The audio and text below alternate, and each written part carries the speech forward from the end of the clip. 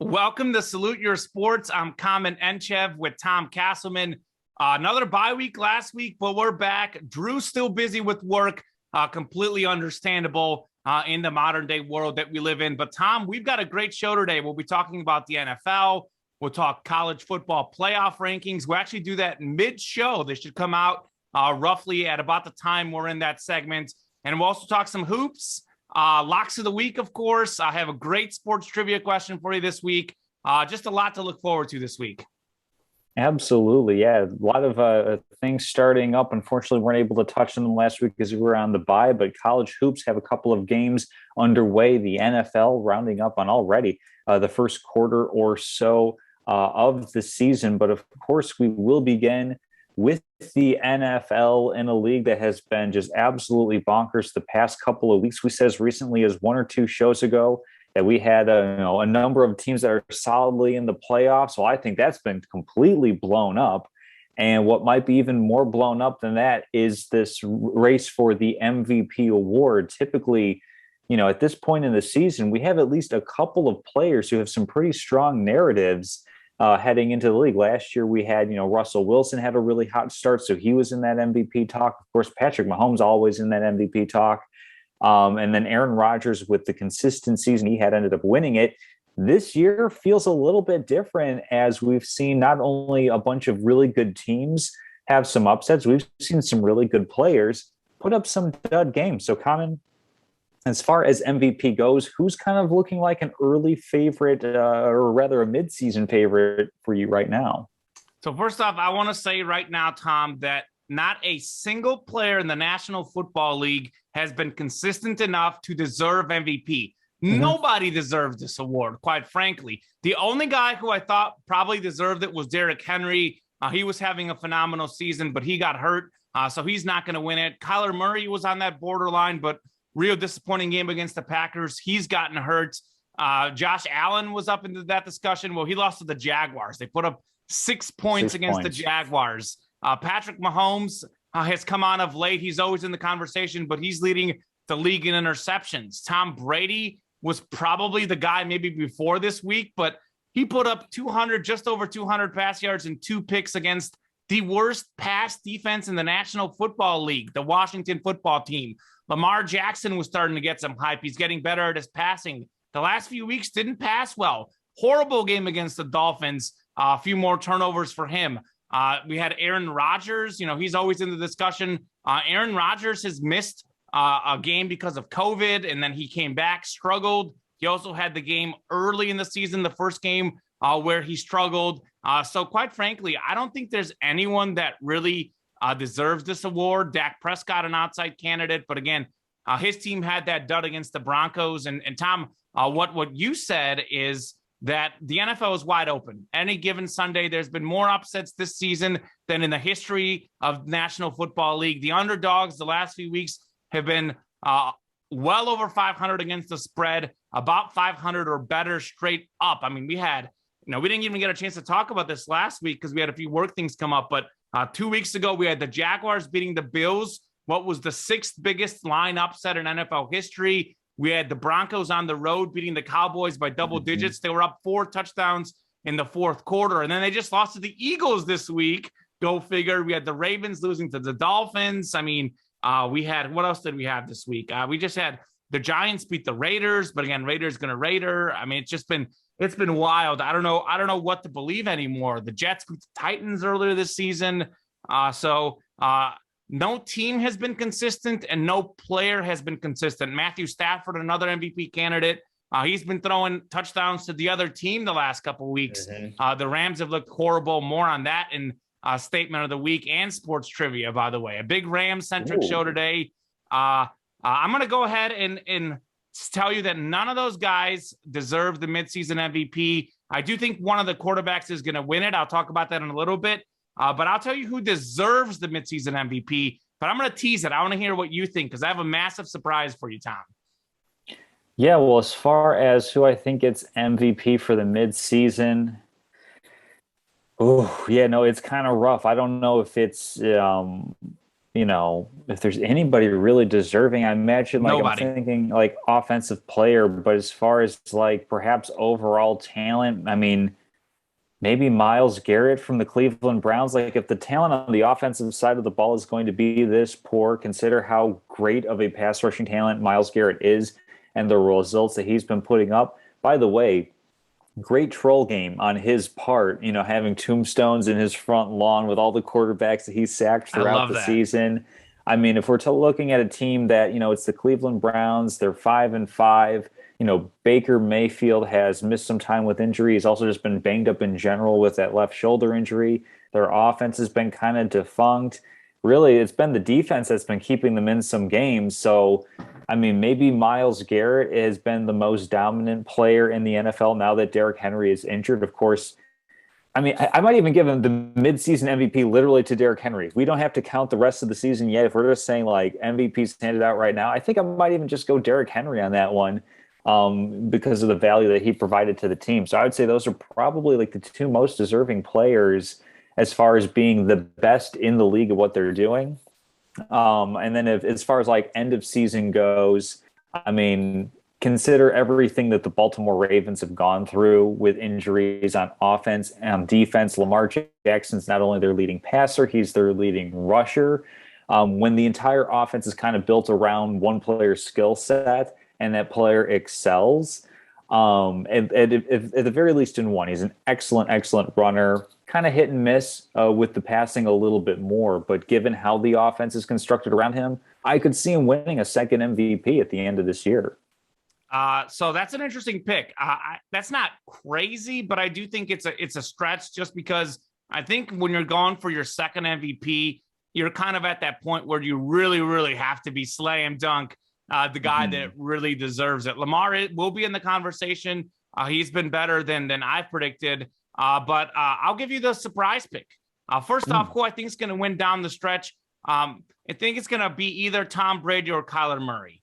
Just because I think Kyler Murray hasn't won one. If he comes back healthy, they lost the game without him. If he gets his team to the #1 record in the NFL, assuming he plays every game the rest of the season, his leash is small, though. He misses one game, he's just about out. I think Tom Brady is leading in pass touchdowns. I think the NFL would love to give him one more MVP. Of course.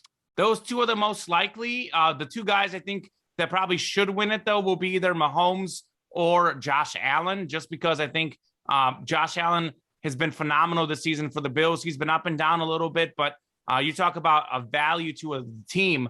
You talk about Lamar Jackson. The Bills are the same. The offense runs through him. I don't think he's quite their leading rusher, but if not, he's one of their leading rushers. And of course, like whenever he plays bad, they lose. That's what happens with the Ravens. That's what happens with the Packers. That's what happens with the Chiefs too. So I think Josh Allen has to be in that conversation for MVP. We saw that what happened in the Jaguars game. If he plays bad, the Bills have no shot. I do think it's between him and Mahomes for me. I think Mahomes is going to have a massive second half. Mahomes, by the way, is second in the league in touchdowns. I think he's first or second in yards. I know he hasn't had his bye week, but there's a good chance that by the end of the season, Mahomes will be first in touchdowns. He'll be first in yards. And yes, he leads the league in picks, but a few of them have been tipped balls. A few have been really dumb mistakes. But I think Mahomes will be in that conversation. To me, he's the best player in the league. And I think after the bye week, Andy Reid's going to sit down with them even more and they'll figure things out. They certainly did this last week when he had 400 some yards and 5 touchdowns. As far as I know, it's going to be a quarterback that wins it. But as far as who is the guy who deserves it in the midseason, and maybe a guy who should be up for MVP, but again, there's no chance he'll win it. But this is my MVP, not the league's MVP.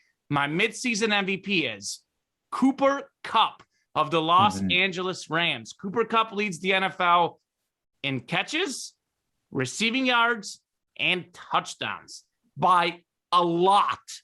10 more catches than the second place guy, 162 yards ahead of the second place guy, who's Deebo Samuel, by the way. Talk about another guy having a phenomenal season. And he's actually 277 receiving yards ahead of the third place guy. I know he hasn't had his bye, but he's getting 114 yards a game.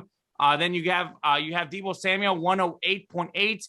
Then Devontae Adams at 96. So you look at Devontae Adams, who's like third, is 18 yards a game behind him. Cooper Kupp's had at least 92 receiving yards in 9 out of 10 games this season. That's wild because only 3 other players in the league average more than that a game. So that's like his second worst game is 92. And that's better than, what everyone else in the league is averaging minus Adams, Deebo Samuel, and Jamar Chase. I think he's having a historic season. In fact, I'll tease this for trivia, but him leading the league in yards, catches, and touchdowns is one of the most impressive things. It's been a while since we've had someone do it. It's been done very few times in the history of the NFL.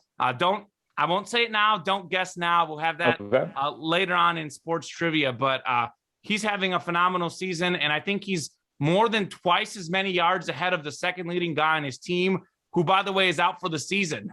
So his value to the Rams offense is unbelievable. Matthew Stafford looks for him all the time. He's been the one player who's been consistent every single game. We're talking about inconsistent teams, inconsistent players. He's yet to have a bad game all year. So at the mid-season mark, Cooper Kupp is my mid-season MVP. I don't think he's going to win it. No receiver ever has won it, even though there's been a few that probably did deserve it. So he's kind of in a tough position, probably going to be a quarterback. But to me, Cooper Kupp deserves the midseason MVP because the Rams would not be where they are without him, because he's really the one star offensive player they have. Robert Woods is solid. Jefferson is solid. I know their running backs are solid, but they don't have anyone who's really good on offense. He is their one superstar, and he wasn't really a superstar before this year. He was always really solid. He's taking his game to the next level. Cooper Kupp, midseason MVP. Yeah, that's an excellent pick, and I can definitely say from a fantasy football perspective, he is an MVP for a lot of people. Unfortunately, not for you or myself in the league in which we are currently playing. We've had a lot of injuries, both of us. And Indeed. Alec Johnson, who's in first place, does have Cooper Kupp. That's a big reason why he's in first place. So, MVP talk definitely. Interesting to see where things are now and where things are going to go by the end of the season. It's been crazy to this point. I can only imagine it's going to get, as crazy, if not more so. And we'll lead into that with a little bit of talk about some of the big games coming up this weekend. We've got in a prime time spot America's team, the Dallas Cowboys, on the road at Kansas City to play in Arrowhead Stadium.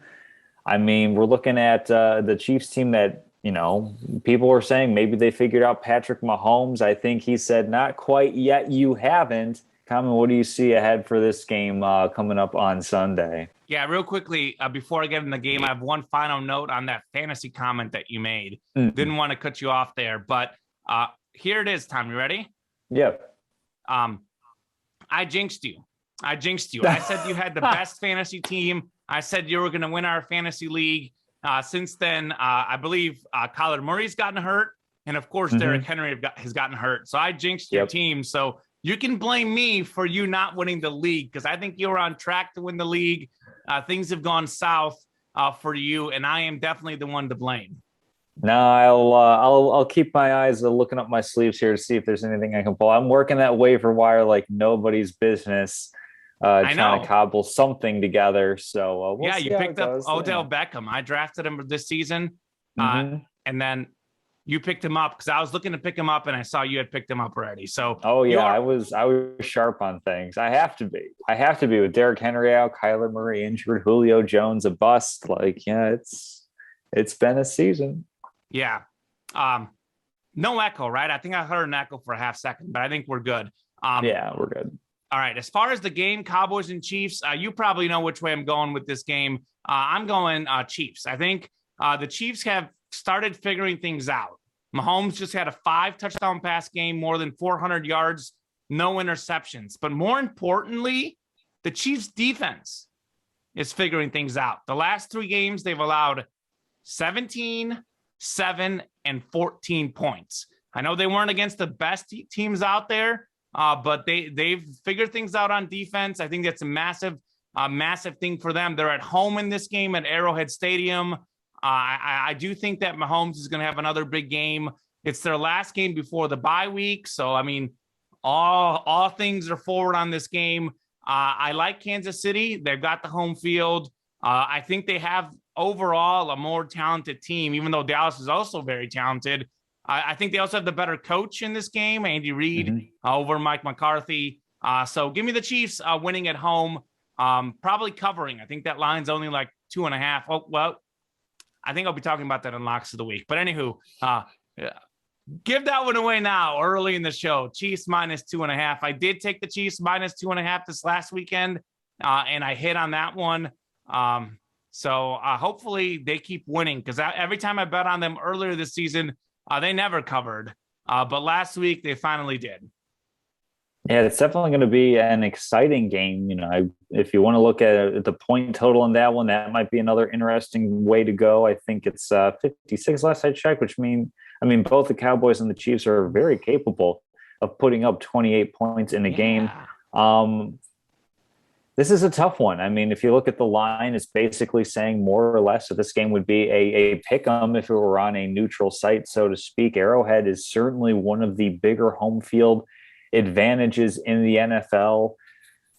I mean, it really comes down to, who has the ball last, or maybe who can make that one pivotal stop in the fourth quarter. I think I like Dallas's defense a little bit better than Kansas City. So I think I'm probably going to lean that way. I think I might lean Dallas to win on the road in Kansas City. They certainly have some great, outstanding talent. Micah Parsons has been phenomenal. Is it Trayvon Diggs? Stephon Diggs is the younger brother. First in the league in picks. First in the league in picks. As you mentioned, Patrick Mahomes is, first in the league in throwing interceptions. Again, granted, not all of those are just like, bad reads on his part. But I think like that's what's going to kind of be the turning point in the game. We're going to see, whose defense is a little bit more for real.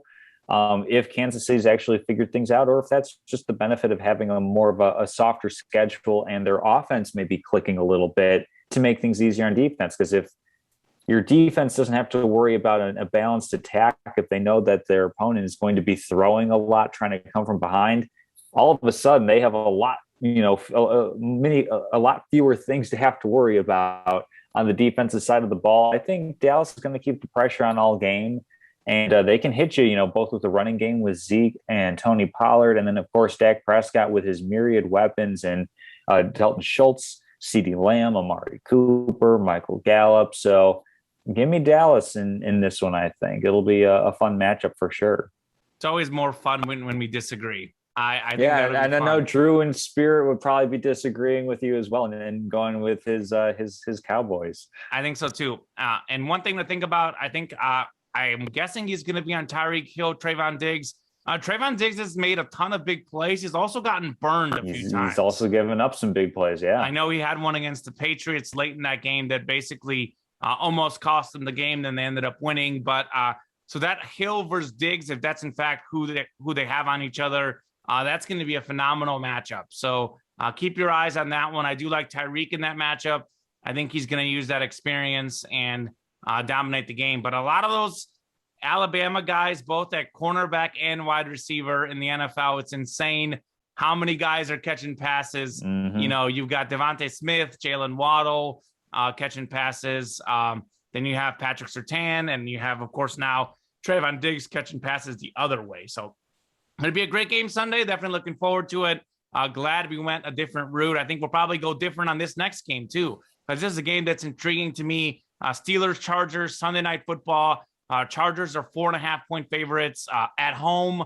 Steelers are 5-3-1 after they tied the Lions. The Chargers are 5-4. 7 playoff spots in both conferences. I know at one point I think I had said 6. There is 7 playoff spots. They didn't change that after COVID. So those will be two of the teams fighting for the last playoff spot out in the AFC. Now that the Chiefs are atop the division, which is crazy how fast that happened. So this could be a tiebreaker game, head-to-head. This game, I think the team that wins this game is in good spot to make the playoffs. The team that loses, not so good. Who you got?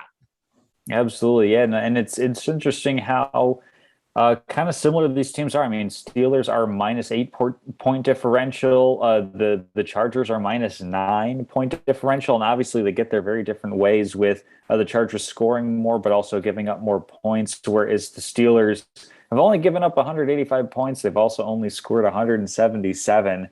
Um, I don't know. I'm just kind of leaning more Chargers on this one. I like Justin Herbert. I like the Chargers as a whole. I like Brandon Staley, the head coach. So I'm going to go with Chargers in this one. Ben Roethlisberger likely will be back. He missed the last game, being out with COVID. But depending on his, vaccination status, I don't think we know what that is. It's possible he might miss this game as well. Mason Rudolph would have to take up quarterbacking duties as well. So. Give me the Chargers in this one as a slight favorite. I think it's going to be very, very close, though, if their offense can manage to just outdo Pittsburgh's defense, which has been absolutely phenomenal this season. Yeah. So first off, I don't know for sure, and this is of course a guessing game. I'll preface this by saying if Mason Rudolph plays, I like the Chargers. But Mhm. assuming Ben Roethlisberger plays, which is what I think is going to happen, I like the Steelers, and I do think he's going to play because Aaron Rodgers wasn't vaccinated. He was immunized, or whatever Mhm. Mr. Rogers says. But he did play the second week. So even if Roethlisberger wasn't vaccinated, I'm almost for sure that he's going to play, given that there's enough time to get all that done. But I'll say this: I'm saying assuming Roethlisberger plays, I like the Steelers.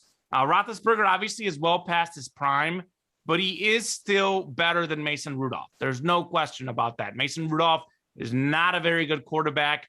Ben Roethlisberger may be a lower tier starter, but he is still an NFL starter, and he deserves to be an NFL starter. I think the Steelers, they could move on from him after the season, and I understand why they would, but I also understand why they brought him back, because they didn't have someone ready right away. And Mhm. I think Ben Roethlisberger is a guy who doesn't have the same arm he had, but he's a smart decision maker. He makes clutch plays. He knows how to run the offense, not only for himself, but he knows how to call the running plays, the short passing plays, which is something the Steelers have done well with. And simply, like, even though I do like Staley as the Chargers head coach, I like him a lot. I like Mike Tomlin more than just about Oh, yeah. anyone. I think he is, without question, a top 5 coach. I do think he has the coaching edge in this game. And I still don't think the Chargers have consistently figured out how to win. I look at the Chargers organization and the Steelers organization, and it's the same thing I thought when the Chargers and Patriots played each other. I thought that was an evenly matched game. I leaned the Patriots because it's the Patriots against the Chargers. Sorry, I can't get that out of my head. Well, it's the Steelers against the Chargers. It's the same deal. I like Pittsburgh in this game. I like Pittsburgh's defense, which has been phenomenal this season. And I think Pittsburgh gets this win. I'll say this about the Chargers. Early on in the season, yes, Eckler's not playing as well as he has. Herbert's not playing as well as he has. Mike Williams certainly was off to a fluky start, I can tell you, from my fantasy team. But the biggest reason why they've all of a sudden started losing games is their defense. And quite frankly, their defense has never been good, like ever, never, ever, ever. And they don't have a good defense. They played really well early in the season. I think their defense overachieved. Who do I trust the most in this game? I don't trust either offense. I don't trust the Chargers defense.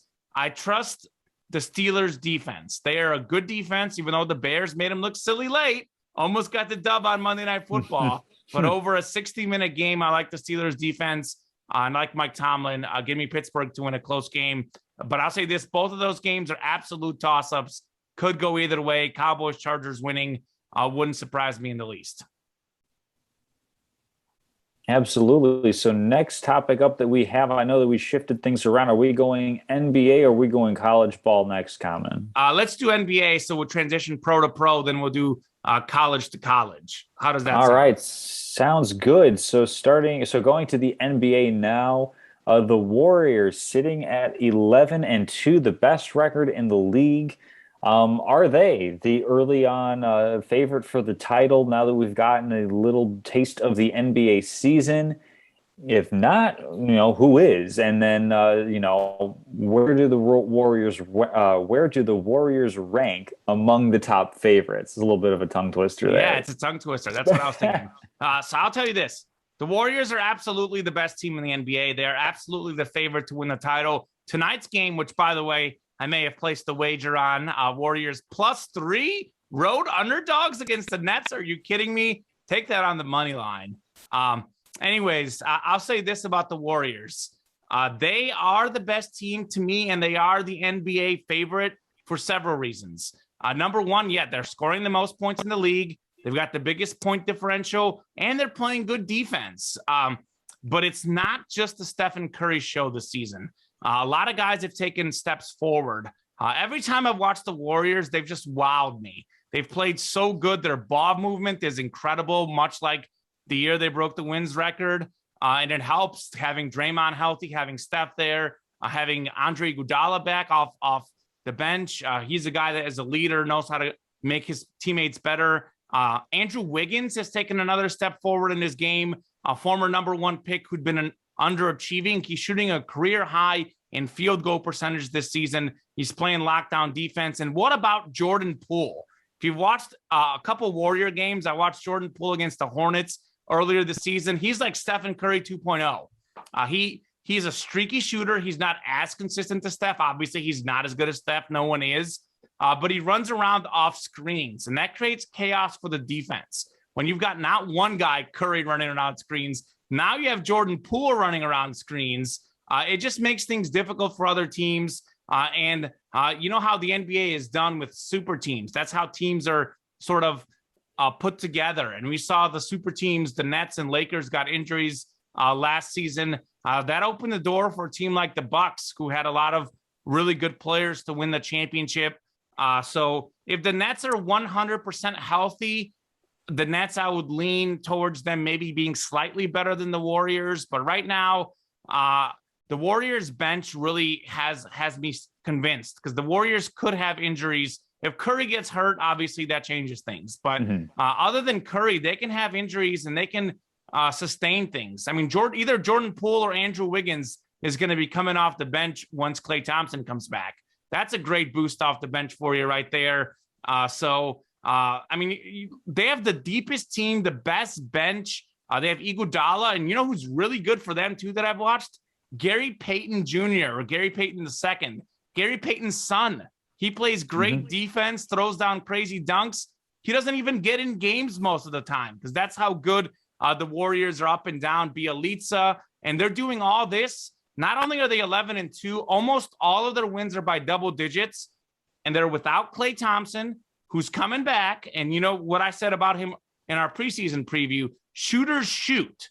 He's a guy like that doesn't rely on his athleticism as much as most NBA players. I don't think he's lost the ability to shoot. I expect to see Klay Thompson close to, if not 100%, 99% of what he was before. What's crazy is how good is this team now? When Klay comes, how much better are they going to be? What's the one knock on the Warriors? Maybe they're not big enough. They don't have enough size. Well, guess who else isn't playing? James Wiseman, I believe the number 2 overall pick. He hasn't played either. They get James Wiseman, who should improve. We've seen all their guys improve from last year. He should be better his second year. He barely played in college because of the violations. He was hurt last year. He's been hurt a little this year. He's going to be much better. A really young guy. They get Klay Thompson in the mix. They get James Wiseman in the mix. Now they have Jordan Poole, Steph Curry, and Klay Thompson running around shooting threes. Warriors look a lot like the Bucks team last year with a deeper bench and a team that's already won. Give me the Warriors. I think they have to be the favorite to win the finals right now. Absolutely. Yeah. I mean, I don't really disagree with anything that you said. I mean, like you mentioned, the one knock that I have personally is their size, but this early in the season, that doesn't really matter all that much. Even in the playoffs, that only matters in a couple of matchups. This isn't, the 90s or early 2000s to, mid 2000s type of NBA where you need to have a big man to have success. I mean, as long as Klay Thompson comes back, I mean, they're playing really well without him now. Maybe him coming back and adjusting players' minutes Are they going to be as good? Maybe, like I'm kind of like parsing around the edges here. It's like, is Andrew Wiggins or Jordan Poole, are they going to be as good if they're not as capable of being volume shooters or volume scorers? Now that they have to give touches and shots back to Klay Thompson, I don't know. That's like a really minor quibble. It's been really surprising. I mean, we all knew coming into the season, we all figured that Golden State was going to be the team that wasn't in the playoffs last year, is this year. But they've certainly been surprising with how well they've done. To touch on a couple other teams that have been really surprising so far, the Washington Wizards atop the East. I don't think anybody had that for any point in time. Even if you gave it like a 1 game sample, I don't think the Warriors would be at the top. And of course, the Chicago Bulls having success on their West Coast trip, winning in LA twice on back-to-back games against the Clippers and the Lakers. So the East is looking really, really topsy-turvy right now in terms of the Bucks are out of the playoff picture as of right now. The Atlanta Hawks are not playing particularly well. So certainly early on in the season, we'll see kind of who's fluky, who's not. But it definitely feels like the Warriors are for real. Yeah, I think the Warriors are for real. And it's like I said, it's a crazy season. It's crazy. There's a lot of parity across all sports. It is going to be interesting. I guess you said, though, a few teams that just don't look right at the moment, and they've got plenty of time to figure it out. But I think the Bucks just don't seem right at the moment. The Lakers have tons of injuries. I'm worried about LeBron James. I don't know that he's going to be the same LeBron James. He actually expressed that himself last season after he got hurt. So, like, especially out west, I mean, we saw the Suns, like, as good as they played last year, like, when they have to get over the hump, I just don't think they have it at the end. I don't trust Paul George in the playoffs. Really, no one has emerged. The Wizards are a great surprise team, absolutely. The Bulls, I like what they're doing, but we just saw the Warriors smack the Bulls around last time they played for what it's worth. And you mentioned, the size thing. Like, there isn't really very many great centers in the NBA. I mean, the only guy that, maybe they worry about Jokic or Anthony Davis, but like, I think Anthony Davis is too hurt right now. He's also playing too much on the perimeter. If you watch Lakers games, he's not even a traditional center. And Jokic, like, as good as Jokic is, I just don't think he has enough teammates around him. So I don't know that like matchup wise, them being small really hurts them very much. So absolutely. I mean, I'm looking forward to the NBA playoffs. I am saying the Warriors are the favorite. I might be a little biased because I like Curry. I like Steve Kerr, but they're not totally fine. Yeah, they're not a heavy favorite by any means. The NBA playoffs are going to be so wide open this season. Looking forward to it. They were wide open last year. They'll be even more wide open this year. Some sort of like April, May, and June madness in the NBA. There's your little precursor for our next segment. How's that transition for you? Absolutely. As they say, the matchup makes the fight. And we're going to have a lot of that with college hoops being back this season, just a couple of games in. Most of the games being, those like nice little cupcake games you play against smaller schools. But we've had some big matchups. We've had Duke beating Kentucky. We've had Kansas beating Michigan State. So kind of touching on some of our favorites in the Power Six conferences. I'm not sure where exactly you want to start off, Tom. If you want to go, say Big Ten, if you want to go alphabetical, start with the ACC. But we're going to go talk about our 6 favorites to win each of the conferences this upcoming season. Yeah, let's start. We can start with the Big Ten because the Big Ten is the most intriguing. I think the Big Ten is probably the most, probably the toughest pick. Let me see. Big Ten, so the Big Ten we've got right now. So again, we've had 1 week of college basketball and a day or whatever. We were planning to do this preview last week before the game started. We had work stuff, couldn't do the show. So we've gotten a small look at these teams, but not very big. Most of these teams have played 2 to 3 games. So right now in the Big Ten, you look at where these teams are ranked nationally. Michigan is 4th, Purdue is 6th, Illinois is 10th. It's going to probably be one of those 3 teams. I'm going to go ahead and say Illinois is going to be the one of the 3 that's the least likely to win it. I think Ayo Dosunmu was a huge loss, fantastic college player for them. I know Kofi Cockburn is a great big man, but they're losing a ton with Dosunmu out. Michigan is also losing quite a lot. I mean, Hunter Dickinson is back. Their big man, he's really good, but they lost guys like Isaiah Livers. They lost Wagner, guys to the NBA or other pro basketball graduation. Purdue pretty much returns their entire team. In fact, they returned 8 of their top scorers from last year. They're 8 leading scorers, and they're good all over the court. They've got 2 big men that are both really good. And then their biggest guy is Jordan Ivey. Jordan Ivey played some like Olympic basketball for USA, I think at some of the younger levels. He's a sophomore guard. He played great down the stretch his freshman season. Purdue has the most talent without question. The crazy thing about them is that a lot of their best players are actually sophomores. So are they ready to win? Because that's the only reason why Purdue wasn't actually top 10 in the country last year, because it took those guys some time to get going. I know they didn't really make a run in the tournament, but again, it was their first time playing in the tournament. I like Purdue. I think they've got the most talent. They've got the most returning talent. So give me Purdue to win the Big Ten.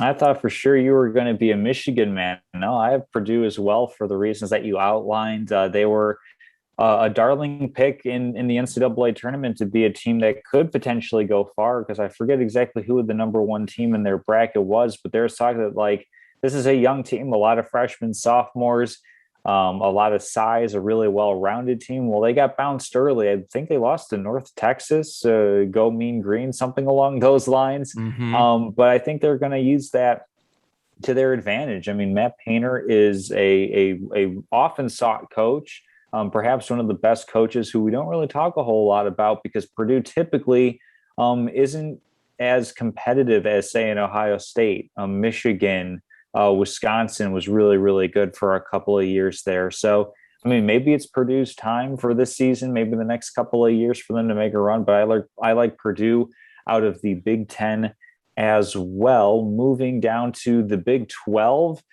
this is one where it might not be as fun to talk about for some Mizzou alums, but I just have a feeling, it's going to be Kansas. Probably, I kind of like Texas, as maybe a dark horse, but as we saw in the NCAA tournament, as we've seen time and again with the Texas Longhorns basketball program, they could have all the talent in the world. They just cannot seem to be able to put it together for sustained success into winning a Big 12 title. So I think, probably going to be Rock Chalk Jayhawk, as much as I dislike to say it. Unfortunately. And Tom, funny you're talking about Matt Painter. I remember when Mizzou wanted Matt Painter. That was the rumor that Matt Painter was coming to Mizzou back when I believe we were in college. So that would have been nice. It would have been nice. A really, really good coach, Mr. Painter. Instead, Mizzou got Konzo Martin, who I think played at Purdue. Oh, they got Konzo Martin several years later. But I'm just making the connections, like 6 degrees of separation. I think Konzo played at Purdue, if I am correct. I know he played Big Ten basketball. And I know Mizzou fans want him out. And you're talking about cupcake games. Mizzou lost to UMKC last night. University of Missouri, Kansas City. Not only did they lose, they lost by 14. So not a good time for the alma mater. Not at all. As far as Kansas, I agree. I think Kansas is going to win. Texas, I did catch a little bit of the game, not a ton, but I did see a little bit of the Gonzaga-Texas game. Obviously, Gonzaga is Gonzaga. I mean, they're the top team in the country. Maybe the second best team in the country, but they're one of the top teams in the country. They smacked around Texas pretty good in that game. I don't trust Texas. I know even when they had Kevin Durant, DJ Augustine back in the day, I know Durant was a freshman. They lost in the first round. So there's something about Texas kind of underachieving in talent. Kansas, on the other hand, always overachieves, especially in the regular season. Then in the NCAA tournament, Kansas are also chokers, just like Texas. Kansas should have way more titles, Final Fours for their pedigree, but they choke late in the season. As far as regular season, Big 12, they tend to be the dominant team.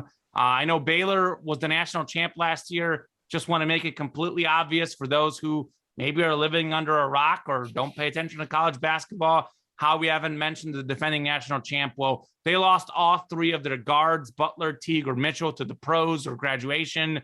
So none of their top 3 players are back from last year's team. I do think they'll make it close. I think Baylor actually probably is going to get second in the league behind Kansas, because they know how to win more than Texas does. But ultimately, Kansas has the most talent. David McCormack is a really good big man. I don't know if you've seen him play. He's a guy that played better down the stretch last season, and he's going to be better this season. And I did read up on it a little bit. Looks like Kansas did pick up a couple of transfer guys as well that are ready to play, make an impact right away. They do have DeJuan Harris, a Columbia, Missouri guy on the team. He's their backup point guard. I covered his games in high school. Mizzou somehow didn't want DeJuan. I think DeJuan would have fit in just fine at Mizzou. Really, really solid point guard. If he could shoot, he would be a great player. But that's my one thing I can say. I can cheer for Kansas. I can cheer for DeJuan Harris. I'm not cheering for anyone else, but he's a good kid, a good player. His family has gone through tons of tragedy. Don't want to get into that right now, but it would be nice to see him do well with Kansas. But yeah, Big 12, we're going Kansas. Big 10, we went Purdue. Let's get the Pac-12 out the way, and then maybe we'll disagree on our next few because UCLA, by the way, you talked about big games. The biggest game that we've seen so far was UCLA and Villanova. And I think Villanova, I believe, was ranked 4th. UCLA was ranked 2nd at the time. UCLA beat them in overtime, a game that Nova led most of the way in the second half. UCLA rallied and they won the game. UCLA, to me, are hands down the Pac-12 team. They were a buzzer beater shot away from making the final last year. And they're just like Purdue. They've got almost their entire team back. Johnny Juzang, who could be an NBA lottery pick, could be an All-American, contender for Player of the Year, already averaging 23 points a game. Tyler Campbell's their point guard is really good. Hawkes is back. They got a 5-star freshman recruit, Peyton Watson. He doesn't even play. That's how talented, not much. And he's a good defender. That's how talented UCLA is.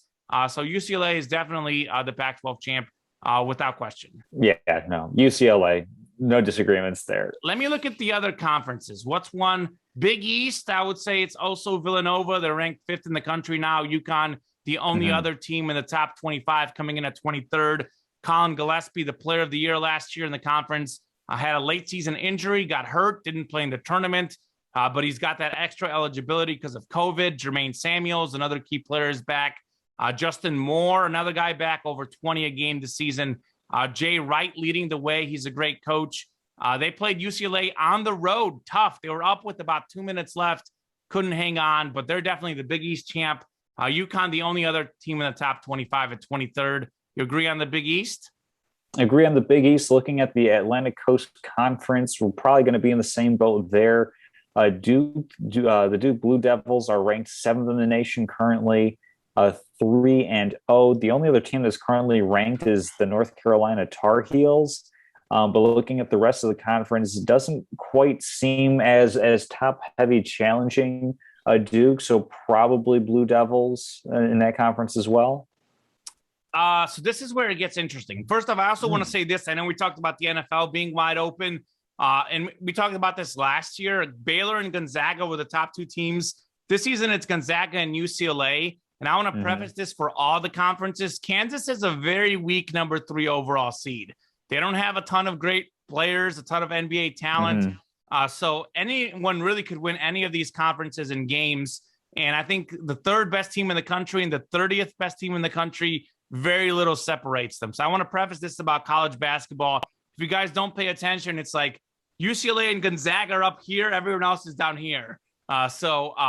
But I do think the big news coming out of Duke, I don't know if you caught it today. I know you've been busy working, but actually their star freshman, Paolo Banchero, might be facing some legal trouble. This is where things get interesting. He was in the car. It was his car that was registered. So he got, I believe he got, let's see, what was it? He sort of is being charged as inciting a DWI as an accomplice. Actually, Coach K's grandson, who's like a walk-on on the team, was driving Banchero's car that's registered in his name. So Banchero himself was not driving, so there's a decent chance he may get out of this, and only Coach K's grandson, who's a bench player who doesn't play, may actually be the one kicked off the program. We'll see what happens. But that's an interesting side note because Banchero, some are saying, could be the number 1 pick in next season's NBA draft. He's off to a hot start early, getting nearly 20 a game. So that'll be close. Duke has the best recruiting class in the nation, by the way. They've kind of sort of taken over Kentucky as the top recruiting team these days. They have 3 of their top 5 players back from last season. I know they didn't make the tournament for the first time since 1995, although they probably deserved to. Had they not gotten their last game canceled because of COVID, they might have made it because they played better down the stretch. But this is kind of a redemption year for Coach K. They've got the top recruit in the nation, 3 of their top 5 returning starters. So I like Duke, but keep that in mind that if their freshman player is facing some legal trouble, look out for North Carolina, who you mentioned is the only other ranked team. Absolutely. Yeah. Just was looking at that. As you said, interesting stuff to be sure. So that leaves us with one power conference left and one power conference only. It is home of our Missouri Tigers, the SEC. What do you say, common alma mater to win it this year? No, after they lost to UMKC, certainly not. It's funny how we started with what I thought the 2 most intriguing were. I think we did this well. We started with the Big Ten, which was the one that was it's kind of uncertain, and then we ended with the other one that's uncertain in the SEC. I actually thought we were going to go different in the Big Ten. We might go different in the SEC. I'm not sure. The SEC and the Big Ten are wide open. You look at the current rankings right now. We have Kentucky is 13th, Alabama's 14th, Arkansas is 16th, Tennessee is 17th. So at least according to the rankings, we have 4 teams that are all like right next to each other in the top 25 rankings. So of those teams, I am going to pick, this is where the surprise might come, because I know you probably think I'm going to take Kentucky. Kentucky did actually get some transfers this season, but they don't have that same recruiting class they typically have. Still obviously very good, but not like they don't have like that guy that's, the NBA player on the team that they've had in years past. I like Alabama because Jaden Shackelford is back. He's a guy who could have been an NBA pick this last season. He chose to return to college. I think he's probably the best player in the conference. And I believe Alabama was already second in the conference last season, had a really good season last season, have a few guys returning. I do think Arkansas is going to be in the mix. Eric Musselman is a phenomenal basketball coach. Coach Cal, obviously a great coach. Kentucky will be in the mix. Can't count out Tennessee. I think it's going to be one of those things where all 4 teams will be close. I do think that I'm going to pick Alabama because I think they have the best player, the best returning player, but I haven't seen that much of these teams yet. I saw very little of Kentucky. I know they lost to Duke, I think. Was it Duke that they lost to in their big game? But, Duke is not quite who they were. I know we picked them to win the ACC, but it's a weak ACC. I mean, Duke didn't make the tournament last year. So that's the one thing, just my first general impression, them losing to Duke, maybe a little bit of cause for concern, but I think I have to watch all these teams play. I mean, really, I just like Purdue because I did watch them play last season. I have a good grasp on, I feel like, the Big Ten and obviously the Pac-12. So it's going to be pretty wide open, but I do like Alabama in this one. Yeah, no, you're right. We are going to defer. I'm going with Kentucky. I mean, we're only a few games into the season, but so far Coach Calipari has 10 guys playing double-digit minutes. That's telling me that there's some, maybe not necessarily top-end talent on the team, but they have good depth across the board, which is something that, quite frankly, you're going to need. Injuries are going to pop up. Even within that depth, certain players are going to kind of, rise up in minutes or fall down a little bit, depending on how well they're playing, how well they're gelling together as a team. You need to be able to, especially when it comes time for these conference tournaments, which I know we're talking regular season, but, as we get down the stretch, you're going to need to have everybody kind of on fresh legs. And so I think that's going to be an asset for Kentucky. I absolutely think it's going to be close. I mean, it's like a 5-team race out in the SEC, something like that. I mean, Kentucky's the highest ranked at 13th, but then you've got a bunch of teams kind of sitting in, those teens to 20s in the SEC, which is going to be very, very interesting to see how it plays out. It's not going to be quite, the heavyweight fight that we're going to have in the Big Ten between Purdue and Michigan and Illinois to get things rolling. And of course, As we saw last year, there's always going to be a team or two in these conferences that kind of comes out of nowhere. I mean, I don't think we had Michigan ranked anywhere near the top last season when they came on and just won everything. So I'm going to go with Kentucky for now. I mean, Coach K is, as good, if not better, a coach than Eric Musselman is out at Arkansas.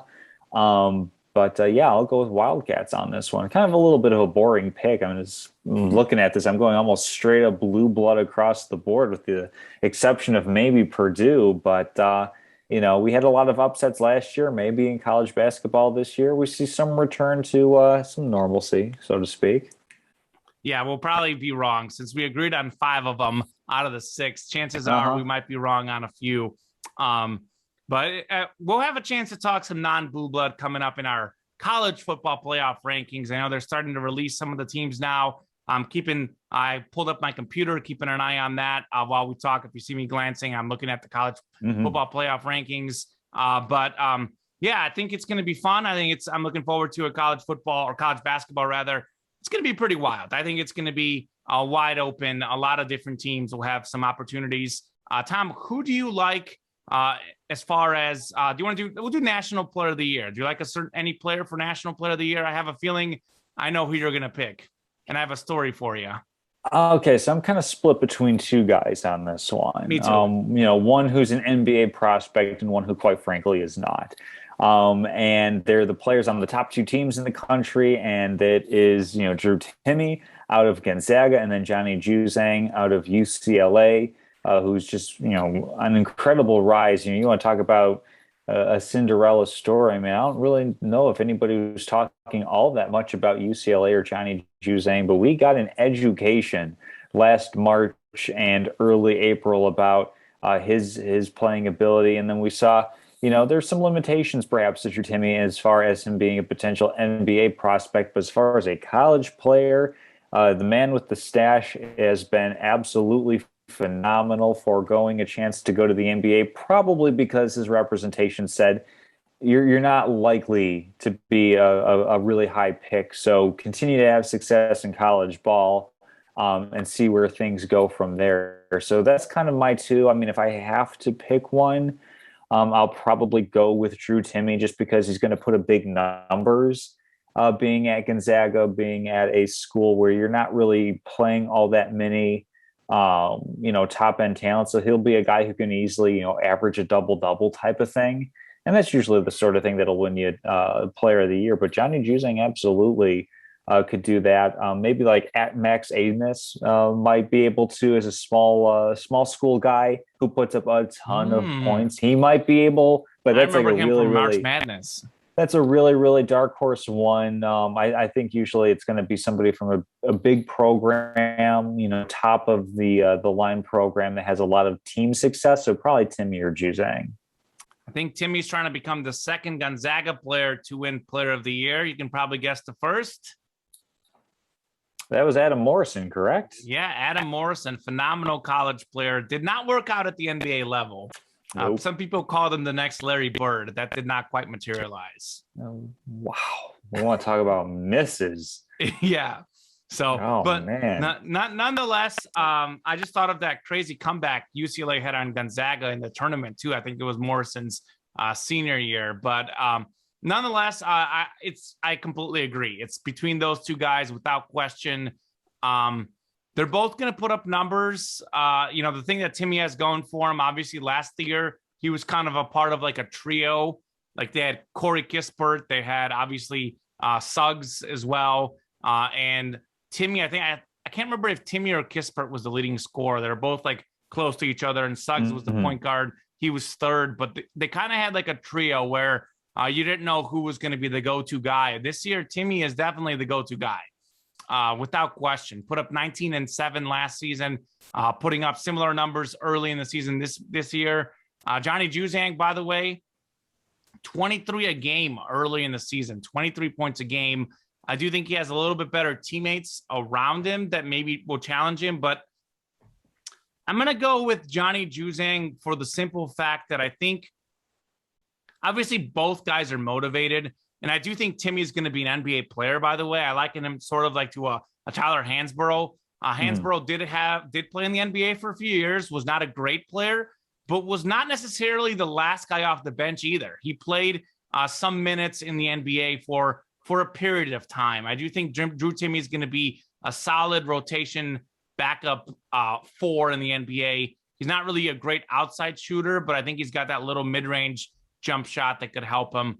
But I like Johnny Juzang just a little bit more. I think he's a little bit more athletic, a little bit more talented. That's the reason why he's a better NBA prospect. It could absolutely go either way, but I do think Johnny Juzang is going to want to push for that number 1 overall pick. And I think he's going to be out to like make a statement, because I know the guy at Duke, and he's a contender, by the way. Talk about an outside contender. If he comes out of this okay with the legal troubles, Banchero, I think his name is, he's also the third guy to watch, because he's a very talented player.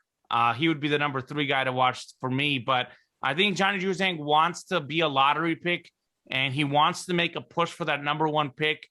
So I think he's going to come out determined, because he was looking to shoot against Villanova. He was looking to shoot. I don't think he's looking to defer to his teammates. I think he's ready to shoot. So I like him as the guy to win Player of the Year. Absolutely. And then as far as the title favorites, I mean, you touched on it earlier. It seems like we're probably going to be of one accord on this, as well as, between Gonzaga, UCLA, who's going to be the favorite. I'd probably lean a little bit toward the UCLA Bruins, as much as I would really like to see Gonzaga get over the hump at last and finally win a title. It's probably going to be UCLA, because I think they have better perimeter play. As good of a coach as Mark Few is, Mick Cronin is certainly no slouch. And it's going to be, Johnny Juzang, the NBA talent, is the perhaps biggest differentiator. Although you've got Campbell and Jaime Jaquez as well, who provide that solid role player advantage as well for UCLA. Yeah, I'm going UCLA. I think, UCLA basically returns the same team. I know it was one game. It's crazy. And again, it's wide open. And chances are that they may lose because they are going to be the 2 favorites. You never know. But I like UCLA because basically, for the most part, they have pretty much the same team last season. Gonzaga needed a half-court buzzer beater with Suggs and Kispert playing to beat UCLA. I think UCLA up and down the lineup has more talent. I think Campbell's a phenomenal point guard, runs the show. Hawkins is really good. Peyton Watson's a 5-star recruit. They get him going, they can do some things. Johnny Juzang is a great player. So they've got more stars returning than Gonzaga.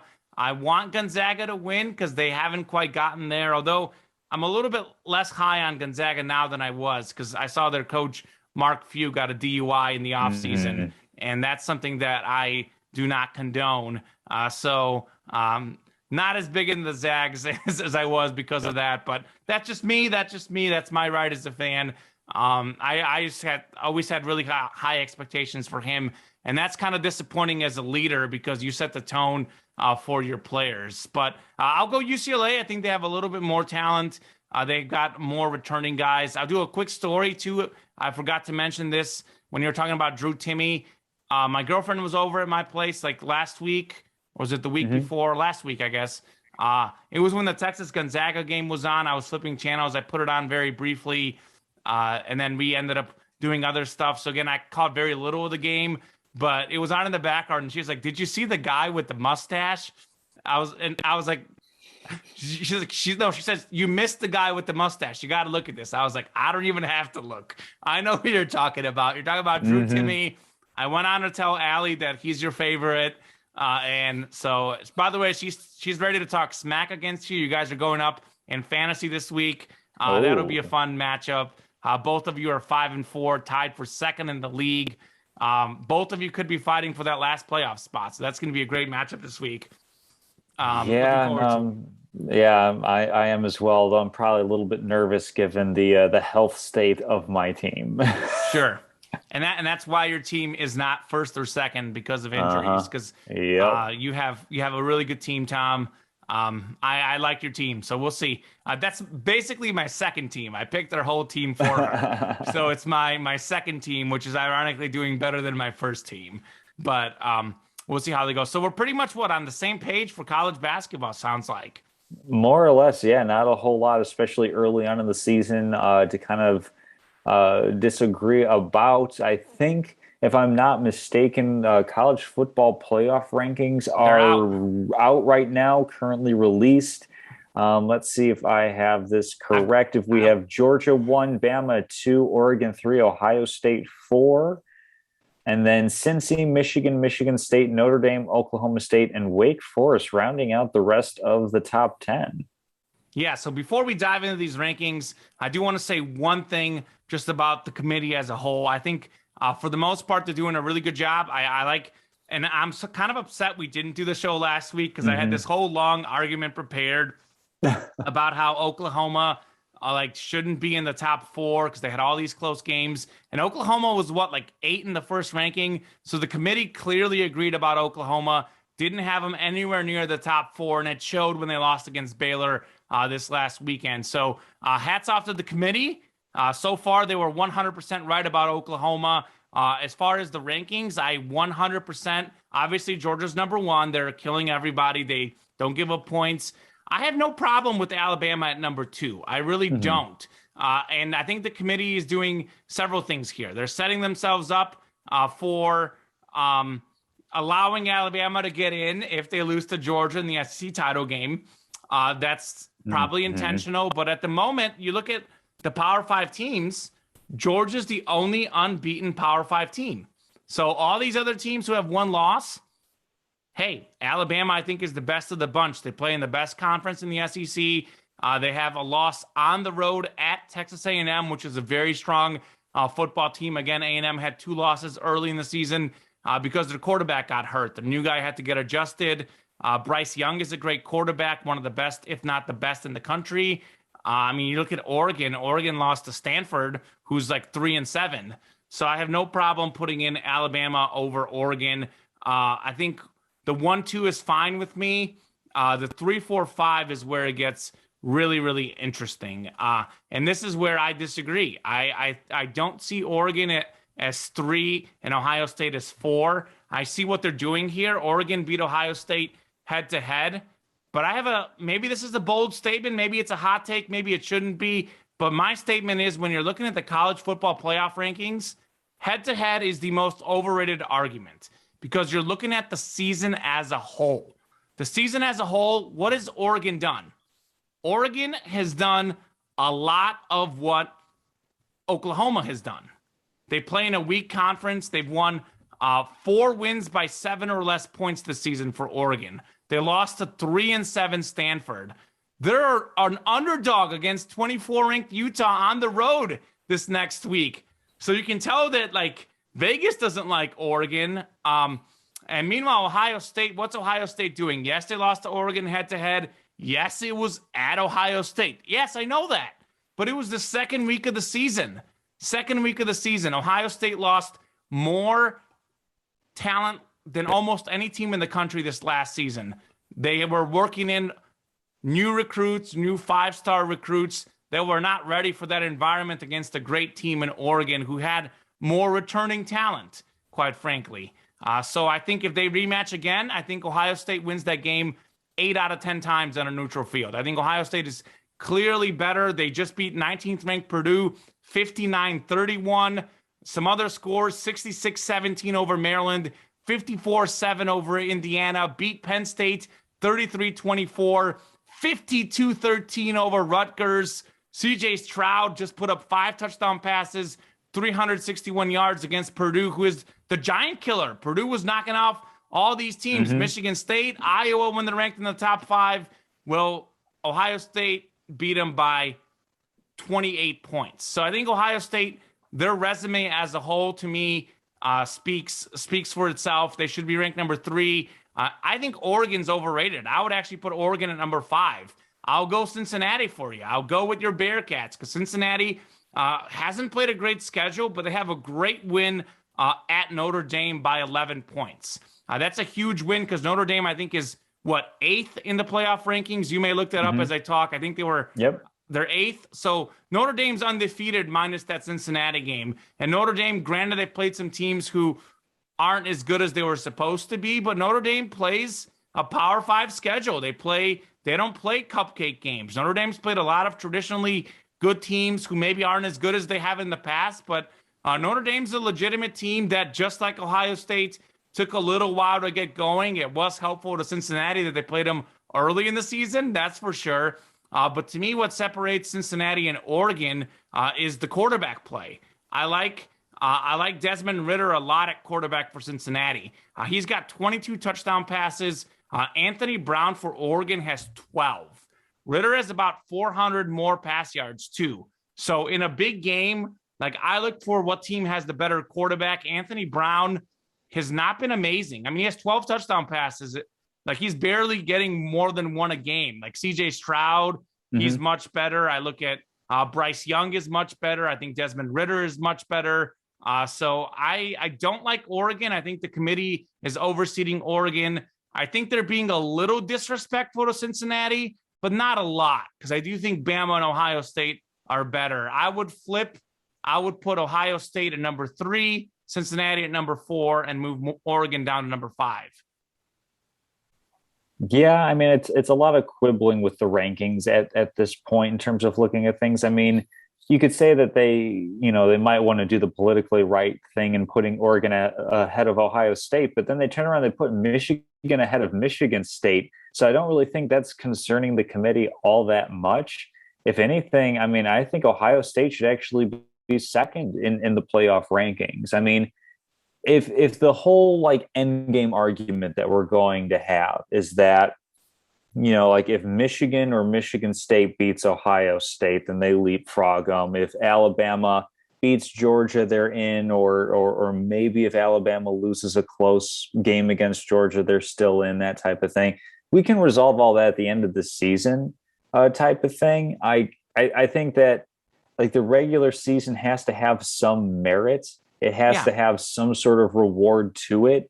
And quite frankly, Alabama lost on the road, sure, but they lost to what is now a 3-loss Texas A&M team, which at the time was a 2-loss unranked Texas A&M team, which is partially ranked because they beat Alabama. So I think this insistence that the committee has of making Georgia 1, Alabama 2, I think it is really plainly to set up that what you were saying of, they're going to face off in the SEC championship game, and then that's going to be a really good game, and then we're going to have them face off for the national championship as well, which I think is like there's probably some sort of like Latin-based term or something like that. And I don't know if like fait accompli is if I'm using that term properly, but it's basically the committee saying that, hey, we're going to make this the matchup because we think it's the best matchup.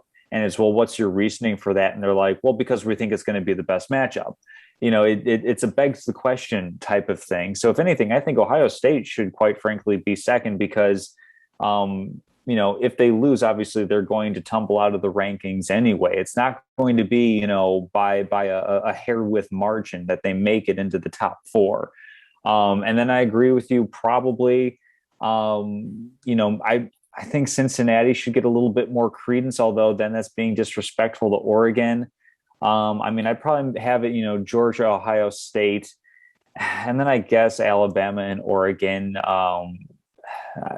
I've got Cincinnati in, and you don't have Cincinnati in, and you're Mr. Bearcat.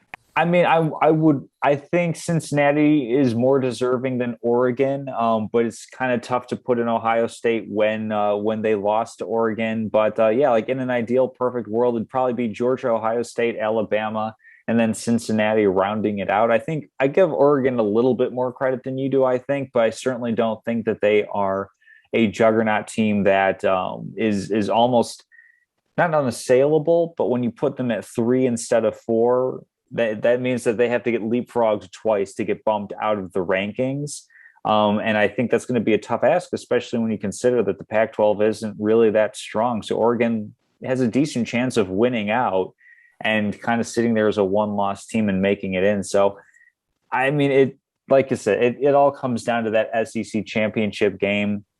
Most likely it's going to come down to, Georgia beating Alabama, then, Ohio State, Oregon are both going to be in as 1-loss conference champs. And it's going to be 2-loss Alabama or no-loss Cincinnati. I mean, assuming that they don't drop SMU or anything like that.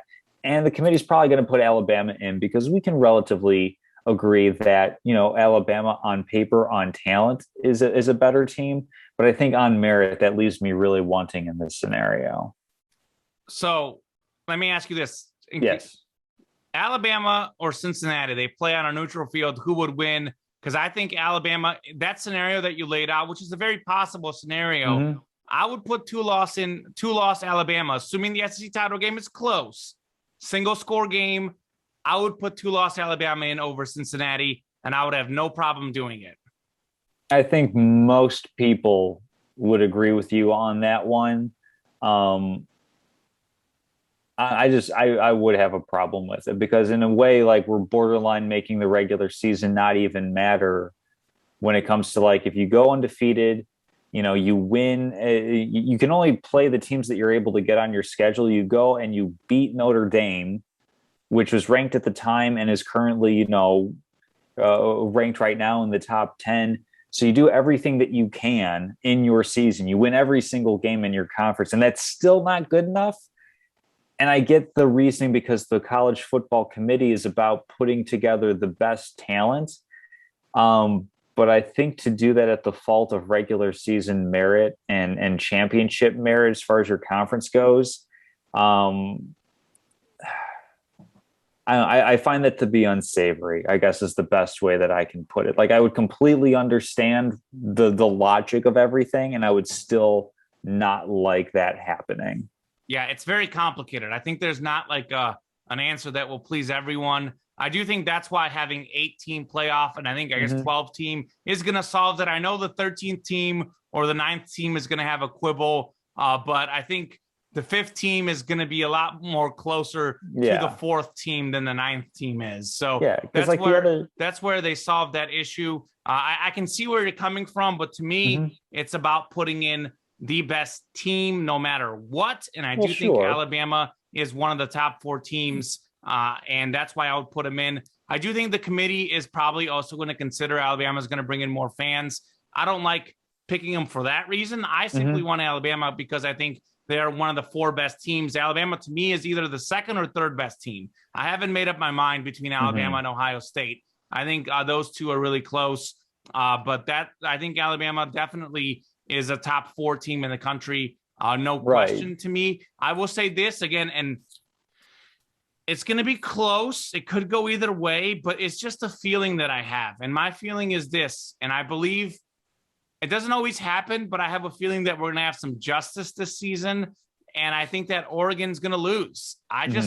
There's just something about Oregon. Like I've watched them play a little bit and I look at the scores and I just and again, it's a very weak college football season. I think there's a lot of parity, but there's not a lot of great teams. Even Alabama has weaknesses. Their defense is not what it used to be. I know it's a lot of scoring period. Ohio State also gives up quite a few points on defense. And as good as Georgia is, they're not 100% sold on a quarterback. They kind of have 2 guys. They've more going Stetson Bennett, and Bennett is pretty good, but I don't think he's like an NFL level talent.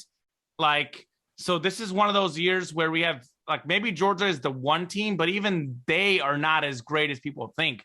So there's not really like a standout team that I can say, they're slam dunk great. And the Pac-12 is bad. So Oregon could run the table. I have a feeling that they're going to lose to Utah this week on the road at Utah. I just think I don't like Anthony Brown that much. Again, he's not a bad player, but he's not a guy you would think is quarterbacking the number 3 team in the country. I don't love Oregon's defense either. I don't think they're great on defense either. Oregon is a great running team. They've got a great defensive lineman as an NFL prospect, but Oregon rubs me the wrong way, whether against Utah or somewhere else. I think Oregon's going to lose a game. It's going to open the door for Cincinnati. They'll make the playoff, and then Ohio State will obviously make it. And given what we've seen out of the Big 12, Alabama is going to be safely in. I think Alabama will be safely in.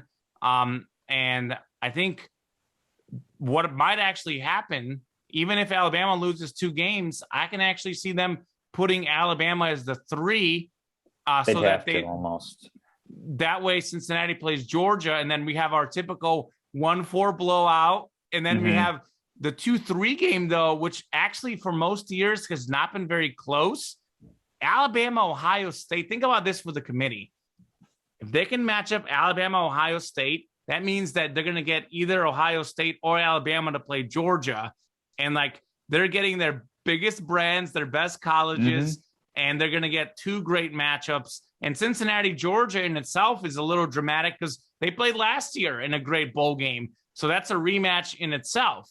All that needs to happen is Oregon needs to lose. You know, like that's what everyone's going to be cheering. Can you tell which way I'm cheering? What way I'm cheering? Like I want Oregon to lose.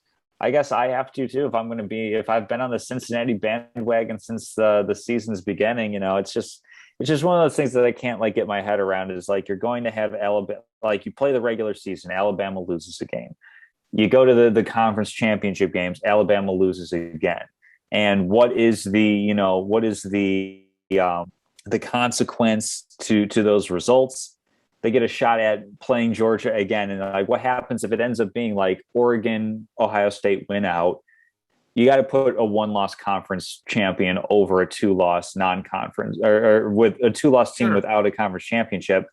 So Alabama loses the SEC title game to Georgia. And then like, let's just say beats them in the college football playoff, goes on and wins the title. It's like, to me, where's the justice in that?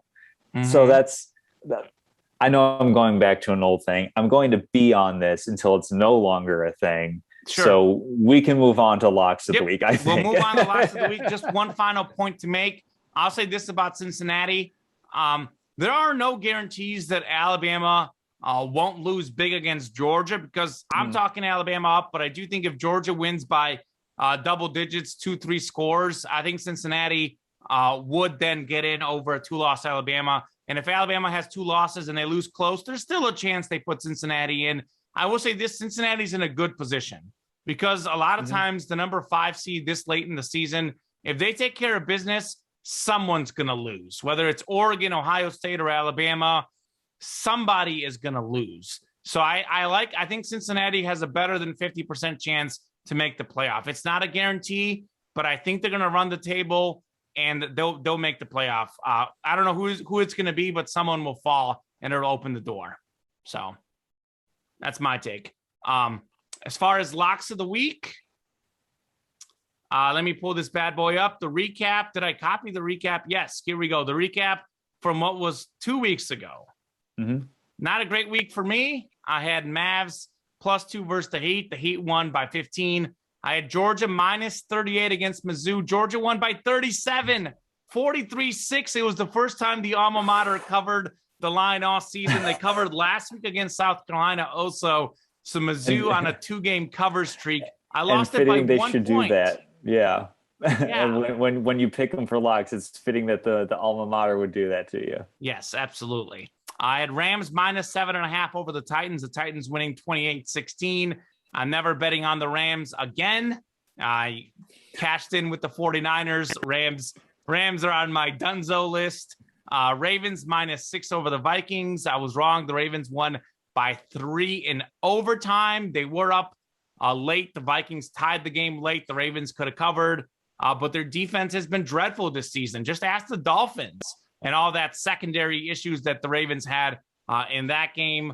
And then I had Patriots -3.5 over the Panthers. Pats winning 24-6. I'm on a 3-game winning streak betting on the Patriots. You can bet I'll bet on them again because they're on fire for me. So 1-4 week. Not a great week for the show. Drew was 1-4, so that means we'll be great this week. He got his EPL under wrong. 3 goals scored in Norwich, Brentford. He had Bengals -3 over the Browns. He missed that one bad. Browns winning 41-16. Cowboys, Broncos under 49.5. He got that right. 30-16, 46 points. Dolphins, Texans over 46. He was wrong. 17-9 Dolphins. Then he had the Panthers covering against the Patriots. He was wrong. Pats won big. Tom, you were the lone bright spot for the week. You went 3-2. You also missed that Rams game that I missed. You did hit Jimmy Butler, points, assists, and rebounds against the Mavs, 34.5. He had 35. So nicely done. I was sweating that last free throw he had with like 17 seconds left or something. Absolutely. It's been a while since we've done a show because we had the World Series in this locks of the week. You had Braves Astros over 8.5 runs. Braves winning 7-0, 7 runs there. You were right on the Cowboys Broncos under 49. There was 46.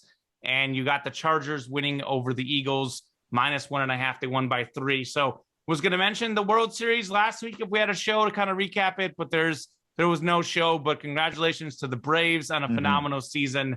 As far as locks of the week this week, you can get started with yours. I'll pull up Drew's picks that he sent via phone, and then we'll get into mine. Yeah, so really quickly, what do we have on the rankings right now? Because I don't know if I added in last week or 2 weeks ago or not. Yes, I have the standings. Okay. Tom, you have taken over first place. I've got you at 22-15-3. Drew's at 22-16-2. Okay.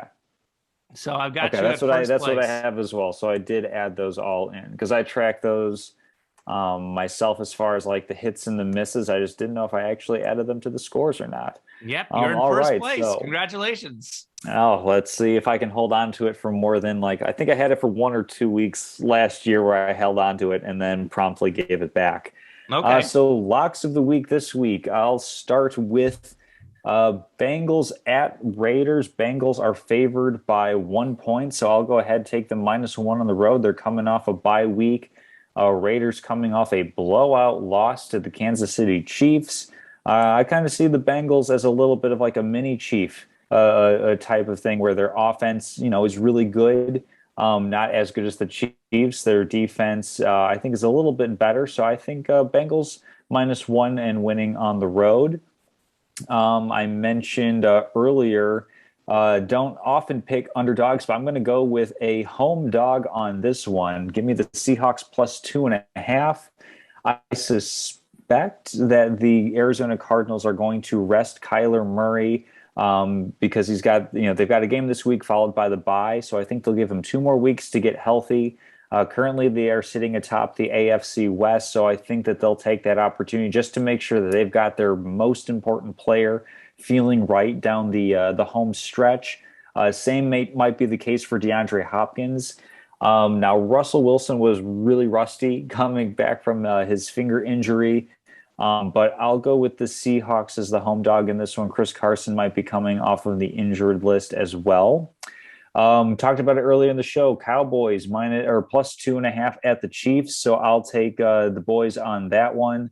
I think we'll probably be we'll be facing off on locks for that. Yes, sir. Let's see. I'm at 3 of them.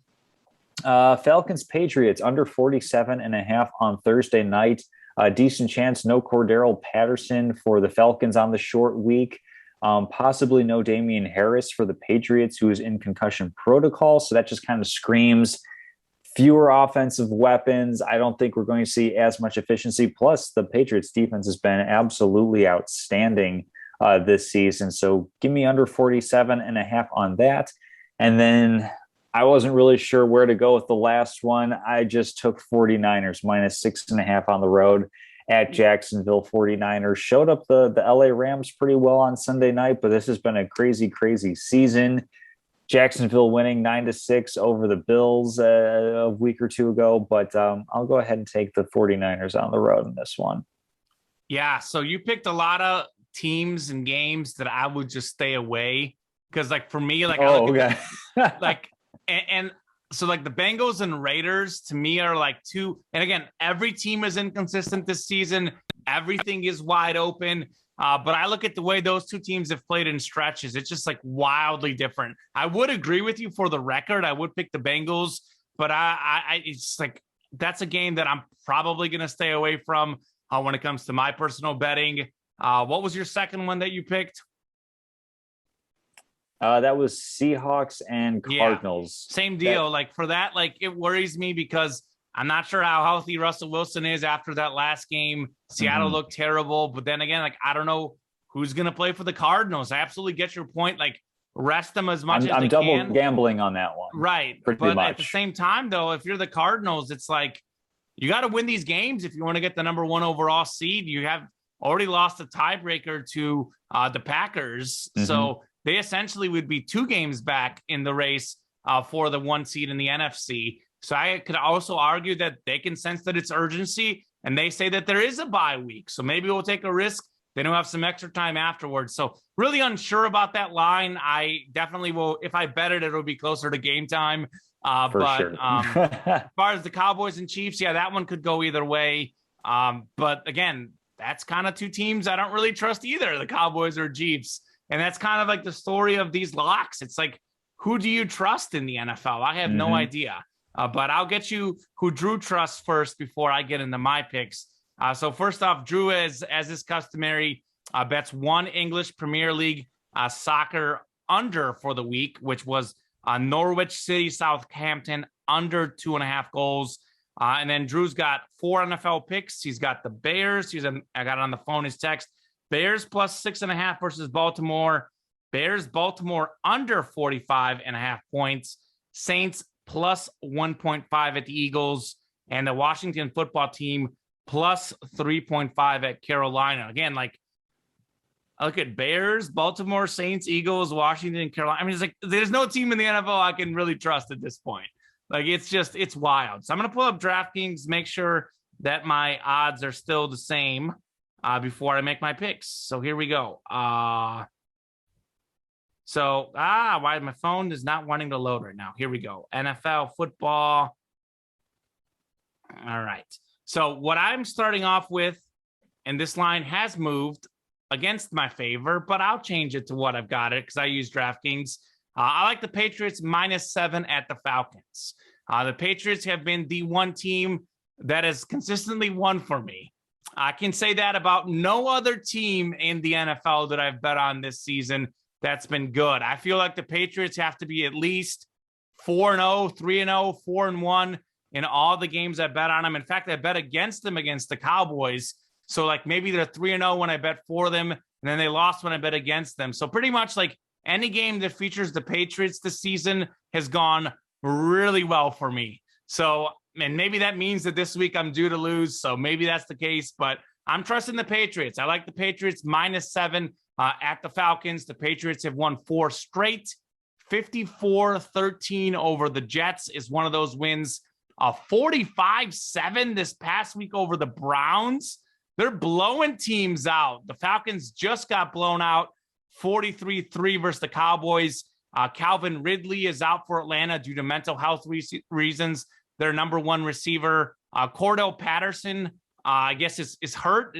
Tom, he's their receiver / running back. Like, he's their best running back, leading rusher. Fantasy football godsend for positional versatility. Yes, he is. But he essentially a receiver is their top rusher. And then Kyle Pitts is actually their top receiver, and he's a rookie who's a tight end. So they don't really have. There's a lot of question marks about their offense, especially if Cordell Patterson doesn't play. They're in trouble because New England has arguably the best secondary in the league and one of, if not the best defense in the league. A Falcons team that is struggling to find targets for Mr. Ryan. I think that matches up well for New England. Also, keep this in mind. The Patriots are 4-0 on the road. Atlanta is 1-3 at home. So weird case where Atlanta being at home is probably a disadvantage. Again, those stats are kind of sometimes hard to read into, but I do think New England has a great defense against an offense that has question marks, and Mac Jones has looked really good of late. Give me the Patriots -7 on the road at the Falcons. And then let me make sure this line is right. I got Packers -2 over the Vikings. So I'm going to make sure all my lines are right at the moment while I'm here, so I don't keep looking down, because I know we like to get the most updated odds. So I will go Packers. Where's the Packers? Did they take it down? Packers -2.5 against the Vikings is still current, and as are all the rest of my lines. Okay, so Packers -2.5 over the Vikings. Packers are 9-1 against the spread this year. The best mark in the NFL. Again, probably means I use statistics, and they've really hurt me more so this year than ever before. But they are 9-1 against the spread, including 9 wins in a row against the spread. They lost the opening game against the spread of the season. They have won every single line since. 2.5 is not a huge line. It's an 8-2 team in Green Bay against a 4-5 team in Minnesota. Vikings are just 2-2 at home. Rodgers is coming off a bad game. Very rarely does Mr. Rodgers have 2 bad games in a row. In fact, the last time he had a bad game, he went off this season. So look for Rodgers to play well. Look for the Packers to win by 3 or more. And then I like the Chiefs minus 2.5 over the Cowboys. I'm going the opposite way as you. I said this earlier in the show. It seems like they're figuring things out, winning 41-14 against the Raiders. Mahomes, 5 touchdown passes, over 400 yards, no picks. Defense has played well now in 3 straight weeks, allowing, I think, 17, 7, and 14 points. A great team and a great player has to go through a slump at some point. I don't know if you saw Andy Reid's press conference. He said that Pat Mahomes is a human. Just like anyone, he was going to go through a slump, and really is a mini slump. Patrick Mahomes' slump is a career season for anyone else. I mean, he's top 2 in the league in touchdown passes and yards at the moment, first or second in both. So I like the Chiefs at home, 3-game winning streak. They win by 3 or more at home, keep things rolling. Then I'm going Bears plus 6.5 versus the Ravens. I'm going a little homer here. Bears coming off a bye will be well prepared versus Baltimore. They're well rested. David Montgomery should be more healthy. I know he came back against Pittsburgh, wasn't fully healthy. I think having him healthy is going to help the offense. Ravens are last in pass defense in the league. They had so many defensive breakdowns against the Dolphins. I really don't know what they were doing. I mean, Tua was back in college when he was throwing to wide open Alabama receivers when he came off the bench. By the way, start Tua. Forget Jacoby Brissett. Give Tua his last chance, Miami. Let the kid play. But speaking of kids playing, Justin Fields coming off his best game of the season against a great Steelers defense. So I like where the Bears are going in this game. The Ravens, by the way, might win the game, but they haven't been blowing teams out. They've got 1 win was by 6 exactly, and then they have 2 other wins by more than 6. Their other 6 games, either losses or wins by less than 6. So the Ravens have had games where basically only 2 of the games they've covered over 6.5 points this season. So they've won a lot of games, but they've all been close. I like the Bears covering 6.5 in this game. And then I like the Saints Eagles over 43.5 points. Thought that was a very low over under total for that game. Eagles are 11th in the league, scoring 25.7 points per game. Saints are 13th at 24.7. So that adds up to 50.4 points. If the 2 teams score what they normally score, that is 43.5 is the over under. So that's 8 points above what it normally is. And it's like the Eagles are not a great defensive team. They're middle of the pack defense, allowing about 23 a game. The Saints are much better on defense. This is where I could lose this game if the Saints defense comes out and plays great. But Philly's offense is rolling lately. Devontae Smith coming off a 2-touchdown game. They played well against the good Broncos defense on the road. So I like over 43.5. So Saints Eagles over 43.5. Bears plus 6.5 versus the Ravens. Chiefs minus 2.5 over the Cowboys. Packers minus 2.5 over the Vikings. And Patriots minus 7 at the Falcons. Looking forward to a 5-0 week because I need one. I would have had a winning week if we done locks of the week last week. I think what I prepared would have went 3-2. And of course, it's the week we didn't do it. So, yeah. But, yeah. All right. So moving into trivia, I've been working long hours the past couple of days, so I don't have anything for you on trivia. But if you've got a good one for me, I'll put the thinking cap on. Yep, I've got a great trivia. Then we'll do statements of the week, and I'm going to go watch the end of the Brazil-Argentina soccer game. So looking forward to that, as well as the Warriors-Nets game tonight. Here's my trivia. Cooper Kupp leads the NFL in yards, catches, and touchdowns this season. This is a 2-part question. Okay. And I don't know that you'll get either guy. One of them you definitely will not get.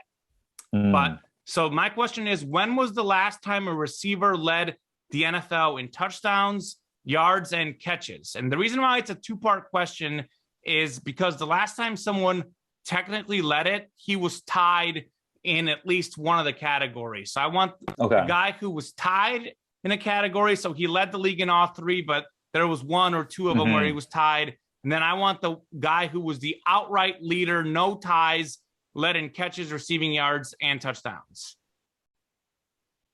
Okay, so the year and the player. The year I'll let and you the start player. spitballing guesses. Okay, so I know I can already guess about 3 guys you'll guess wrong. So you might as well get them out the way or just eliminate them from your train of thought. It's not going to be Jerry Rice because you said I would never get that. And Jerry Rice is the obvious answer. And Jerry Rice is the one who has been so close so many times. I was looking through all the stats of the last 20 years. There were probably about 5 seasons where Rice led in 2 out of the 3. And in his record-breaking season for yards and touchdowns, he was 1 catch away from leading the league in catches, 1 catch away. So Jerry Rice was so close to doing this just about every year he played, but never had all 3 at once. 1 catch away from doing it, Mr. Rice. Catches, yards, and touchdowns.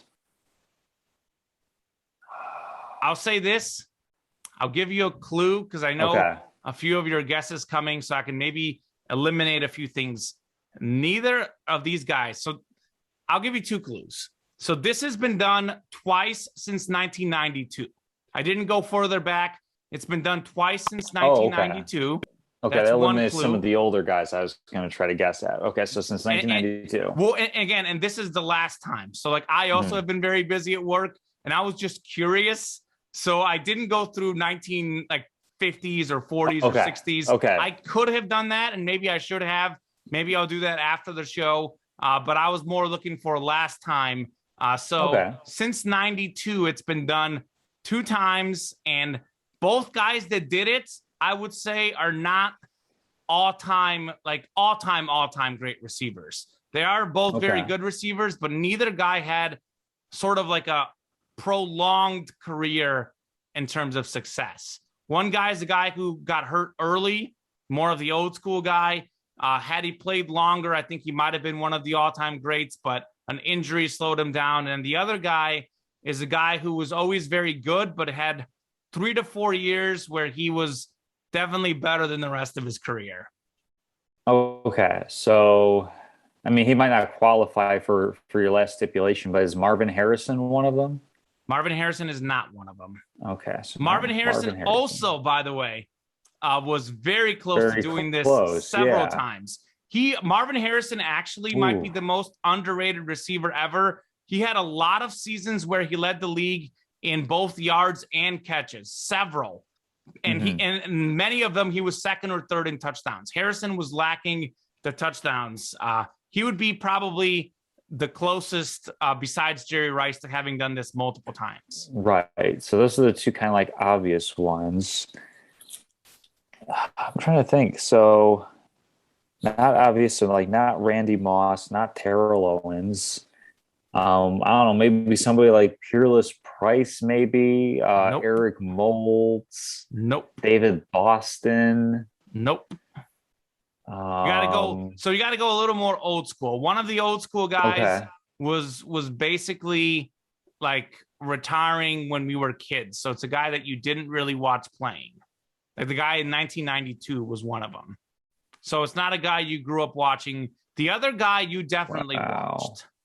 The other guy is a little bit more recent, but not currently playing. Neither of these guys are active players. I'll save you the time. It's not Moss or Owens because they are all-time greats. They've both been very close several times. Another guy who's been very, very close several times that's led it in both categories and more than one occasion. And this was my original guess, was Antonio Brown, but he was just off. He was, I believe, short on touchdowns. Okay. But not Antonio Larry Brown. Fitzgerald was typically short on touchdowns, so I don't think it was him. Nope. Right? Larry Fitzgerald, I think, was the one that kept Marvin Harrison and Antonio Brown from doing it. I think he had, and Randy Moss also, because I think he had more Wow. catches than these guys. Like Hines Ward. No, speed receiver, really fast receiver. Very fast. One of the fastest receivers in the game when he played. The Bears had a tough time stopping him. He actually had one really big game that I remember against the Bears. He was a part of my greatest fantasy team of all time. The first year I ever did fantasy, he was on my team. I'm not like coming up with anybody really. Like maybe like for the older guy, like maybe Sterling Sharp. Sterling Probably. Sharp. What a great Really? pick. Wow. Sterling Sharp is the last guy that outright led it in all three categories. 1992 Sterling Sharp. And these are really good numbers, but it puts it into perspective how much better the receiving numbers are now compared to 92 because he had 108 catches, 1,461 receiving yards, and 13 touchdown catches. Only played from 88 to 94 because of injuries, but in his brief career, a 5-time Pro Bowler, led the NFL in catches 3 times, receiving touchdowns twice, and receiving yards once.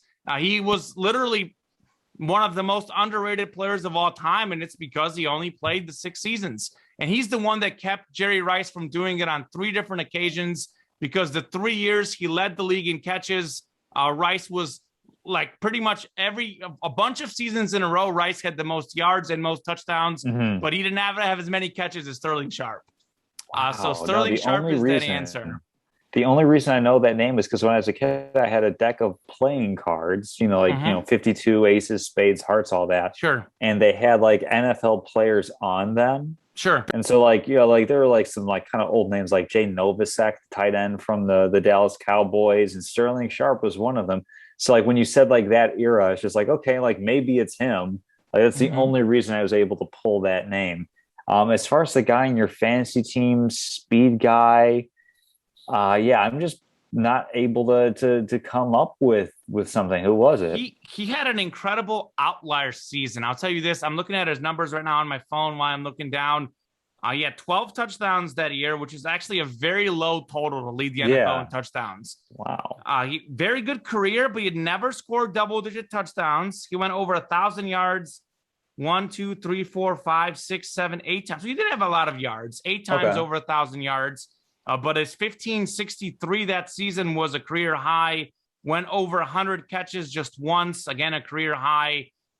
Very good career. Just had one really overachieving season. The year I had him in fantasy, of course. There's one clue that I could give that might give it away. I don't know if I want to give the team away. Did you play Madden though at all back in the day? Or you're not big of a Madden player? The first Madden I had was 05, the one with Dante Culpepper, or not Dante Culpepper. No, I had 06 with Donovan McNabb on the cover. Okay, so I mean, this is a guy that was like getting the highest rankings in speed in Madden. I always had him on my Madden team. All right, I'll give you another clue. Number 89 was his number. I don't know if that helps. 89. Played in the NFC. In the NFC, number 89. And then he played his last few years with the Ravens when he was past his prime. Retired in 2016. Played 01 to Derek 2016. Mason. Not Derek Mason. 01 to 2016. Oh, Steve Smith then. There you go. Steve Smith. There it is. 2005. Steve Smith, 103 catches, 1,563 yards, and 12 receiving touchdowns. He was tied for the most catches with Larry Fitzgerald, and then tied for the most touchdowns with Marvin Harrison, which was ironic because Marvin Harrison was usually missing the touchdowns. That year had the touchdowns, didn't have the yards.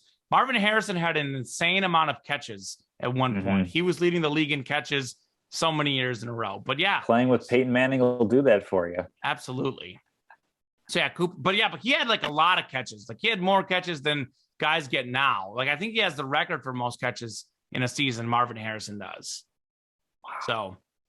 So anyways, yeah, that's a fun trivia question. Cooper Kupp is in some elite company. That's why I'm talking him up as the midseason MVP.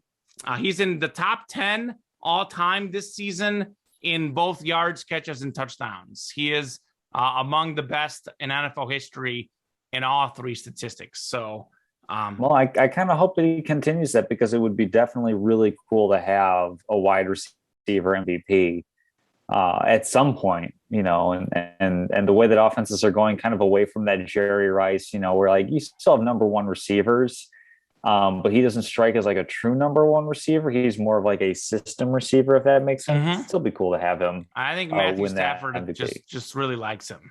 Like, because Cooper Kupp, like he's always been a good player, and part of it has to be Cooper Kupp's improvement. But I think he just has that sort of relationship with Matthew Stafford, because Stafford clearly looks for him. Most catches in a season.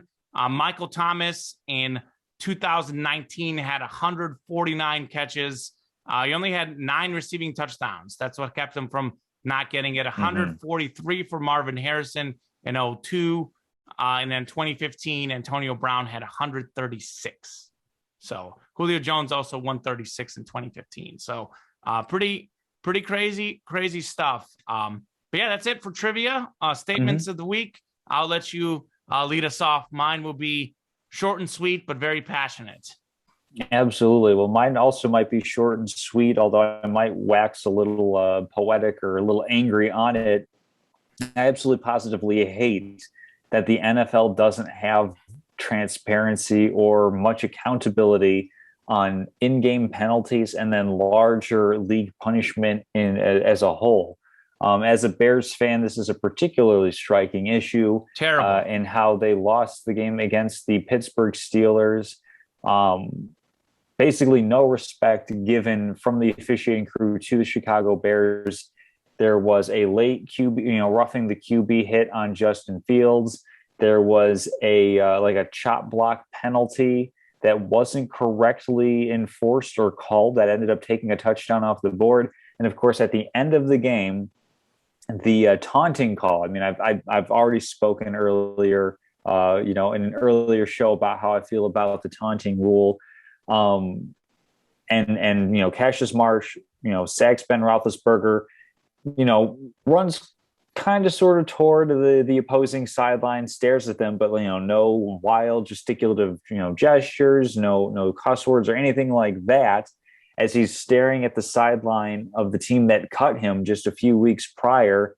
Flag for that. Pittsburgh goes on to end up winning that game. And the fact that there is no transparency or accountability on those sorts of things, because, those are judgment calls. Those are judgment decisions. Like a holding penalty is very clear. Pass interference is very clear. When we start talking about you can't go for a low block outside of the tight end box, and the little graphic on the TV shows very clearly James Daniel was inside that tight end box, you don't have that sort of accountability. Like that costs a team a win. That could potentially cost a coach or a general manager a job. So even though, probably Pittsburgh, Chicago not going to be contending for a Super Bowl, that doesn't make it any less meaningful. And then when we look later on in the week, the fine that's levied to Cassius Marsh for that taunting penalty, kind of outrageous given that the penalty was outrageous. But then compare that to Aaron Rodgers and what he did, where he lied about his vaccination status. Okay, I'm not going to go into the whole he obviously the truth. Like he flat out he told lies. He lied. He lied yes. to reporters. He put teammates in danger, coaching staff in danger. Exposed any number of his opponents who are playing under the presumption that he is a vaccinated player based on the protocols that he's following in terms of not wearing a mask on the sideline for press conferences, etc. I think Cassius Marsh was fined around $5,000 or $6,000. Aaron Rodgers fined $14,000, give or take. And just the wild disparity in crime meeting punishment, where it's somebody, basically just looking at their opponents, $5,000 fine. If you violate league protocol and put in, not only teammates, but just like in general, staff members, concession members, whoever's working at the stadium, putting those people potentially at risk, that's only $9,000 more dangerous. Like, come on. Like, I get he's Aaron Rodgers. I get that the league doesn't want to ding him too much because he's a face of the league. And the last thing that they need is one of their star players kind of trashing the league office. But this is just like a really bogus move. And I hate that there's no accountability or transparency as to what exactly merits a punishment in one situation or the other. It's too arbitrary for my liking. So rant over on that. It's just the NFL just does some really, really unfortunate and curious things, I think. Yeah, I couldn't agree more. I agree with everything you said. Also, to add real quickly on the Bears one, the ref also did like a little thing where like he almost like tripped, a little hip check. Like that was dirty in itself. So, and there was another one, and I'm blanking off the top of my head who it was, but someone else got a fine for something that was, I think, more than Rodgers for something very, very small, and I can't remember what it is now. But there's CeeDee Lamb and his jersey untucked. Yeah, CeeDee Lamb got fined, I think, like $20,000 for his jersey untucked. Rodgers got fined like $14,000 for lying to the league about his COVID status. So again, a lot of issues there. Suspended, right? Whatever. So, but anywho, it is what it is. That's just what the league chooses to do. My statement of the week is that, and this one is for you, Tom. I'm dedicating this to you. Your Los Angeles Rams are a fraud this season, and they have 0.001% chance to win the Super Bowl. I'll give them the 0.01 because there's always a chance, but the Rams are a fraud. You bought into them early in the season. I bought into them literally at one point during a certain game that I will not mention, but the Rams are a fraud. They got off to a 7-1 start. They beat the Bucs, so we all got excited about the Rams. I delved deep into their schedule this afternoon, and would you guess what I have found?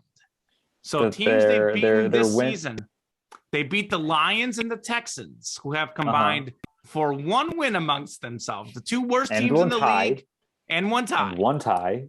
Two worst teams in the NFL far and away are the Texans and the Lions. The Texans actually wouldn't have a win had they not played the Jaguars, who were brand new team week 1 of the season.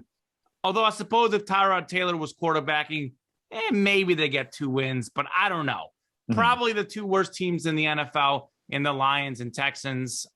They also beat the Bears and the Giants, two really bad NFL teams. And again, they beat the Bears early in the season when they were figuring things out before they started figuring Justin Fields out. The line was even more banged up. They had really good timing in all their wins. Speaking of timing, they beat the Seahawks, a game that Russell Wilson got injured during the game. So they had to face Geno Smith for much of that game as well.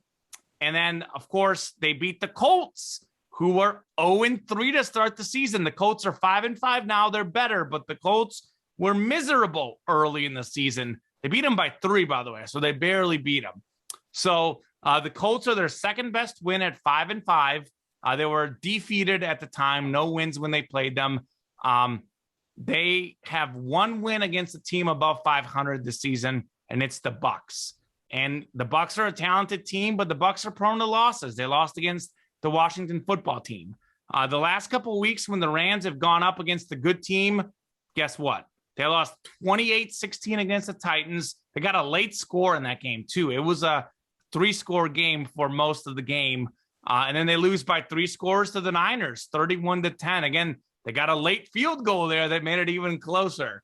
And the Titans are a really good football team. The 49ers, by the way, when healthy, are a good team. I actually think the 49ers will make the playoffs out of the NFC because Jimmy G and George Kittle, when they're playing, they're a much better team. Deebo Samuel is a good player as well. Nonetheless, though, they had no business losing by 12 to the Titans without Derrick Henry, or by 31 to the 49ers. So I know, like, there were some interceptions by Matthew Stafford, and he had limited his picks earlier this season. He was due for some picks, but their team as a whole is just not right. Their defense is not right. They went from being the top scoring defense to the 12th scoring defense, and they have only gotten worse as the season has gone on. Like the Chiefs, they seem to be back last week. And even though the Chiefs offense hasn't been great, they're still a top 10 offense this season in every statistical category. The Rams are not a top 10 defense. And any statistical category. So I could question the Rams. I might even question their approach, bringing in all these older players who are clearly past their prime. The latest example being Odell Beckham Jr. Then they did it with obviously Von Miller and Matthew Stafford, who is a good quarterback, but I think on the tail end of his career. I know they want to win now, but I don't think they have the team to win now. And I think that they're actually may not have the team to win in the future either in that competitive division. So the Rams are a fraud. They're not going to win the Super Bowl. I don't know who I like. It's wide open, but I know one thing. I will not be picking the Rams come our NFL playoff picks. Well, I'll leave you with this. Yes. Let's remember back just to last year when coming into the season, a lot of people were loving Tampa Bay. At one point in the season, Tampa Bay was 7-5. People started counting them out, and who ended up winning the Super Bowl. So I'm going to say it's not quite as over yet as you're saying. That's fair, but I do think I'm still going to be on that bandwagon. I'll stretch my legs out while there's room. I'll wait for everybody else to cram back on later. I'll add to this. Tampa Bay last season had more talent than the Rams. I think as good as Matt Stafford is, Tom Brady is better than Matthew Stafford, and Tampa Bay had better targets even before Antonio Brown. I mean, Mike Evans is a very good receiver. Antonio Brown's very good. Gronkowski's very good. Scotty Miller was playing great. Like Cameron Brate is their backup tight end. He starts on many teams as a tight end. Leonard Fournette. Like the Bucs balance on offense is much higher than the Rams. The Rams don't really have any great offensive players. Cooper Kupp is the one, and he's overachieving. Like he's on a level that he hasn't been before. So I can see where you're saying, and you could be wrong or right, and I could be wrong, but I do think the Bucs last season clearly had more talent, and they had Tom Brady, who has won in the playoffs. Matthew Stafford, maybe through no fault of his own for having played on Detroit, but I don't think he's ever won a playoff game. So it's a different sort of pedigree. So we'll see. We'll see. That's why they play the game any given Sunday. I'm certainly looking forward to the rest of the NFL season. I expect we're going to see a lot of dramatic games. Absolutely. Well, Thanksgiving show next week. Hopefully, Drew will be back among us right before the Thanksgiving holiday. We'll be talking about some specials. Oh yeah, we'll have to at least like one. Maybe we'll do like one of those trite little like, for what are you thankful? Like I don't know. We'll see. We'll develop something. I like corny, and we'll figure something out for the holiday. I'm sure. All right. Well, hey Tom, I'm looking forward to it. Pleasure to be back on the show with you, and of course, we'll see you soon. Have a good one, everyone.